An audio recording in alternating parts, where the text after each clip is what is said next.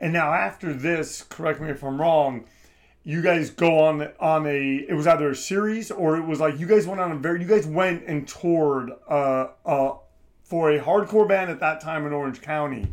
You guys did that quite a bit before going back and recording What We Believe, correct?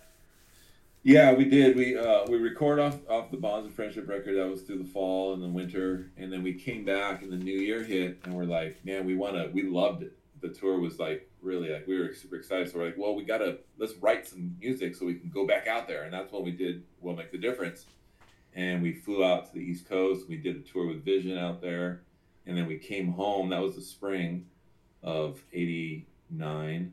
And then we came home and then quickly booked a summer tour. So a few months later, we're back out again touring, and then come home from that. And we're like, we just got into that cycle, and we didn't even realize at the time, that's kind of what professional bands do is they'll tour, they'll make a record, they'll have a touring cycle, they'll start writing songs. Like we didn't know any of that. We just wanted to get back to the road and live shows. So it's like, let's come home, write songs, record them, go back out. Come home, write songs, record them, go back out, play some live shows locally in between. That was what we did. How do you guys do that then? Like now there's more of an infrastructure for that, as you and I are both aware. Yeah. But how do you do that then when, okay, you do have bills, you do have responsibilities to a certain degree. How do you sustain yourself? Or is it the touring kind of brings in a little bit of money and that keeps you going when you're at home, and then you go back out to replenish that money? Like, do you remember how you were able to do that? For me, I was able to do it because I was living with my mom still. And I think all of us were living with our parents. So that helped as far as like not renting an apartment and having that overhead and things like that. We'd come home and we had jobs that would, every bit of everything we made went back into the band. We were, that's all we did. So we worked hard, and then when we we'd tour, come back home, we'd get back to work, write songs, record it, and then quit our jobs. The jobs that we had, or for me anyways, was just temporary. It was just a means to get to go back on the road. That was really it. I think also Kev had bought the INSTED van, and that helped because if you didn't have a decent vehicle, that would have been hard for us to like earn enough money to buy a van or do all that stuff. So we got lucky with just having that foundation. But before I forget, and I actually had wanted to ask, going back just a little bit, is there anything about being in the studio for that first 7-inch that you remember? Just was there like a moment or moments, like just something that you're like it stands out or that sticks out? I mean, aside from the fact that it was obviously an important experience for the band, but especially for you. You were the rookie in all this. We'd recorded a couple songs for a compilation. So I'd been in the studio only once before. Now we're going to the studio. It was out in the in Redondo Beach area, South Bay area, and it was at a studio where Kev was a big fan of Doggy Style, and Brad done this record called Doggy Rock, and they recorded it at Pendragon, which was Bill Krodel on the studio, and so he wanted to go there to get that sound. I think what had happened was with Bonds of Friendship, they were hoping to get the Screaming for Change sound, at the studio that they recorded at, but that was not the case. By the time they instead was recording Bonds of Friendship, Uniform Choice was off to Radio Tokyo, and that's what it sounded like. So now it's like, well, let's try to pull that back and get a sound that we like. And I think that's kind of why they decided on that studio. I do remember that they call him Wild Bill Krodel, was funny. He was crazy in the studio and just a wild, funny guy. I do remember that energy. But not too much, just doing backing vocals for the first time and recording bass tracks separated from guitar tracks. It was cool, And was there any moment while you were doing it that, like, after a while that wore off and things felt a little tedious? Or did that, if it ever came, did that sort of come later? Was that first experience, I don't know, how we sort of look back and we kind of romanticize, like, oh, that was amazing. Like, sure. Was that how that was for you? Was it just kind of amazing the whole time, that first 7-inch experience? Absolutely, yeah. I wasn't bored. I wasn't. It was just all brand new experience. So if it took, 4 days to mix it or whatever it was, like that, I didn't know any different. I didn't know that was long or short or whatever it was. It didn't. It took probably 4 hours to mix it, but yeah, the whole experience to me was like, yes, I was just happy to be there the whole time. And then going back to even touring for the first time, you're essentially moving in with these guys for however long the tour is. What was that experience like for you doing it for the very first time? It was exciting for me. I was a little bit nervous because I was 18 years old and all my friends were going to college and I'd signed up and dropped out because I'm going on the road. So I didn't know, like, am I making a mistake? Am I wasting money and time by not going to school? But I want to do music, so I'm doing this, and I can't believe I don't know what's out there. I just know the LA punk scene and the Orange County hardcore scene and all that, but I don't know what Pennsylvania looks like or Florida or any of these other things. I just assume they're all like LA, filled with gangs and lots of punks and violence and whatever. So we're out there on the road, and we're playing to 15 people in Missouri, or whatever. That first tour, but again, I was just happy to be there. Like these three guys were great. We had Chris Finn, we had Mark Hayworth on tour with us.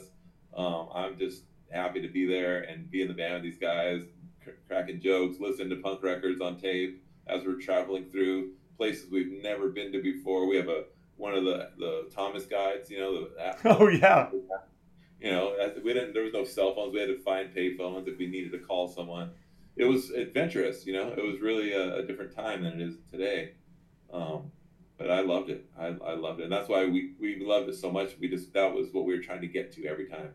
Well, it's also interesting, you mentioned having Chris Finn and having Mark Hayworth and stuff like that. Guys who would go on to do really well in the music scene, tour managing bands, helping artists and stuff like that. It's so interesting that they cut their teeth with INSTED, who were one of the, you guys seem to me like just sort of a well-oiled machine. Like it's so interesting. It makes you wonder, like, how things would have been had you guys come around when there was more infrastructure and there was, with the drive that you guys had. It just, it just makes me, I'm sure, that's probably something that you've thought about too, right? Or no? Yeah. Yeah, I mean, that was a generation we were doing it in the 80s, and that was the resources we had, and we made the best of it. I'm sure if we did it in the 2000s, it'd be a very different experience. But I wouldn't trade the experience. I love the grittiness of it, and all that. That's interesting you said that about Mark and Chris, because they are still connected to the music industry, tour managing. And look at Joe Nelson; he's now running a label, so like they're still connected to music. Those were our three guys, right? So, well, Nelson was my entryway into like my friendships with you guys and all that stuff. But now, I mean, he's second fiddle. You and me are like, the best of friends. Yeah. But yeah, no, it really is interesting where you start and how that drive and that love for this music, where it can take you. And I think that's, I don't know, that is something about hardcore, and especially the friendships and stuff like that get formed. That is something, that I think is awesome. Speaking of friendships, and I've never known this, how do you guys end up having, because I know you guys stayed at his house a bunch and he was super influential and helpful. How do you guys, you and Roger Murray, I'm saying his last name, how does that friendship happen? Like how do you guys are on two different coasts?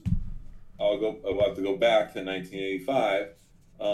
Living in Rolling Heights in high school, buying punk records at Toxic Shock, and saving up my lunch money to do so, and going to shows. And so what ended up happening, I got so into the music and buying records and going to shows that the guys that originally, the punkers on the moped with the mohawks and all that, they weren't going as much as I wanted to. They would maybe go one or two shows a month. I wanted to go once a week. So I'm out there looking. And by that time, my brother started driving, and my mom and my dad were split, but they would give me rides if I needed to, like even to the record store to go shopping. I was like, I want to go to the record store this Saturday. whoever I'm with is taking me out there. So what ended up happening was Agnostic Front. I love the 7-inch, and they were coming into town, and um, from all the zines that I was reading, it was Stevie G's matinees and New York hardcore and all this, and so the show that happened in Pomona was on a Sunday. Me being the young naive kid just assumed it was a matinee, you know. So I asked I forget, I think it was my dad that dropped me off. My mom had to pick me up. I asked my dad to drop me off at the show, and so he said okay. And my brother didn't want to go, so I went by myself. And he dropped me off and bailed out. And it was at a venue where you kind of had to walk in. It was like an old it's over there by the Glass House now. It's like the old antique mall type thing. So he drops me and I have to walk in a couple hundred yards to get to the venue. And so he takes off and I show up to the venue and there's nobody there. And I was like, did the show get canceled? That's a matinee. Then you know you're really at a hardcore matinee. Yes. Yeah. So what I realized is it wasn't a matinee. It was a nighttime show. But I'm stuck there now because now I don't have a car. I don't have, anything. And my dad's not going to come and pick me up. I don't want to jeopardize not going to the show. So I just hang out. I'm just sitting there. And what happens when you're on the road in a band touring, you try to get to the next venue from the night before. And you may show up an hour or 2 hours or 4 hours early to the next show. Well, here comes Agnostic Front Band in the parking lot, and it's 2 hours before the show's starting, and so it's just them and me, and they jump out of the van, and they look like they just opened up a prison bus. These guys hop out with the tattoos on their neck and skinheads, and it was cool. But they pile out of the van, and they just we start talking, and we ended up forming a relationship. So Roger and I stayed friends from that day on. I ended up going they played the Olympic Auditorium a few days later, went out to that show, and then fast forward a couple of years, all of a sudden I'm in INSTED and we're on the road. I reach out to Roger, hey, we're going to be in New York, blah, blah, blah. He's, oh yeah, you can stay with me. He was living in Staten Island in this big house at the time. And our tour started to fall apart because it was our first time. We didn't understand. And we ended up getting out to the East Coast barely. And then now shows are starting to fall apart. We're having to rebook them. And so we stayed with them. We ended up staying with them for a few weeks out there, and it was great. He was really helpful, and he'd seasoned vet by that time. He'd been on the road for 3-4 years, and he was just a great guy. So fast forward to today, I live in Arizona. He also lives in Arizona. We've been doing some musical side projects for the last 10 years, and he's just a great guy. We're really close friends.